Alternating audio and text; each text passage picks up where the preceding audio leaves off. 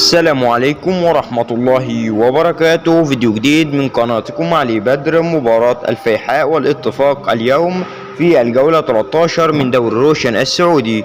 تنطلق المباراة اليوم على استاد مدينة المجمع الرياضية. تنطلق المباراة السبت 11/11/2023 في تمام الساعة 5 مساء بتوقيت مصر، 6 مساء بتوقيت السعودية، الساعة 3 مساء بتوقيت المغرب والجزائر وتونس. توقع نتيجة مباراة الفيحاء والاتفاق في التعليقات. صلي على النبي في التعليقات. لا تنسى ضغط لايك للفيديو والاشتراك في القناة ليصلك كل جديد بإذن الله.